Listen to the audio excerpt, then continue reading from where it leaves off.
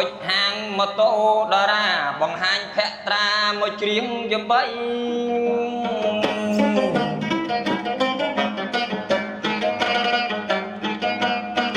អញគាត់បានបោះពាក្យ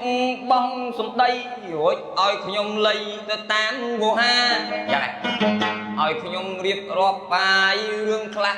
អញនៅក្នុងហាងនឹងដ៏អស្ចារ្យអញឲ្យប្រាប់ថាមានសេវាកម្មអីខ្លះអញមានទាំងសេវាកម្មបងរំលោះនិយាយកុំឲ្យហួសនឹងបងលុយសុទ្ធនឹងក៏បានដែរអញទៅចង់តម្លៃតាមមហោហែបងប្អូនឪម៉ែជាទីមេត្រី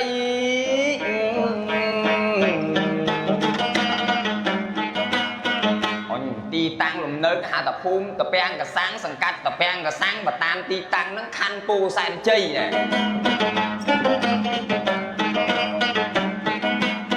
នៅមកដុំពលមុខនឹងផ្សារបរិសែនមនោរម្យអញនិយាយពីញិចកុំឲ្យល្ងងទល់មុខមនោរម្យនឹងក្បែរម៉ាត់ហេងនិយាយ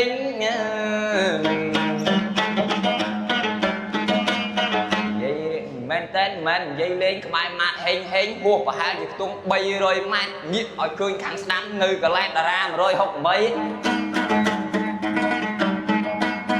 មានបងរំលោះតាំងពីម៉ូតូសូនសេរីកប់និយាយចប់26 27និយាយកុំខ្ជិលឲ្យទៅចេញមានទាំងអស់អញចាស់ក្មេងកំឡោះអុចមានទាំងអស់ម៉ូតូសម័យឥឡូវហ្នឹងសម័យមុននិយាយធ្ងន់បន្តិចទេតាំងពីជំនាន់អាម៉ាក់ BMW នេះក៏មានដែរនិយាយហោហែឲ្យទៅត្រូវថ្លៃឥឡូវនេះខ្ញុំបាទលេងសំដីមែនគេជួលមកអីក៏ប៉ុន្តែចង់ស្រដីហៅសេវាកម្មនៅក្នុងហាងឲ្យមានជាផុសតាំងកុំឲ្យតែគាត់ចេះតែនិយាយទៅខ្លួនឯងអានឹងអ្នកចំបៃគេជួយផ្សព្វផ្សាយឲ្យអញ្ចឹងណាអញខ្ញុំសូមប្រាប់អស់លោកបន្តិចទៅចោះអត់មានទេអ្នកចំបៃការជួលនឹងការមកប្រម៉ូទក្តីក៏ប៉ុន្តែចង់និយាយជាការពិតពីព្រោះតែខ្ញុំនឹងក៏បានសេរីនៅនឹងមួយដែរអភិស្អី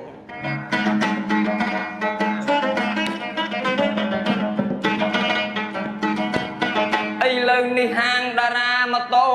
68អូនស្រីសេរីលេខតាក់តឹង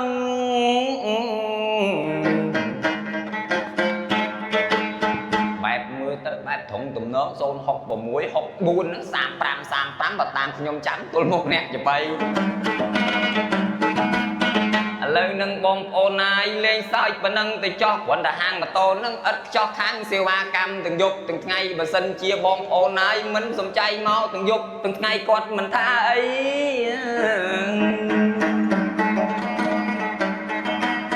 មកនឹងឲ្យអ្នកចំបៃបែបវែងតែលេងឃើញអីក៏មុំទាញកាមេរ៉ាដល់ទៅពីថតអ្នកចំបៃ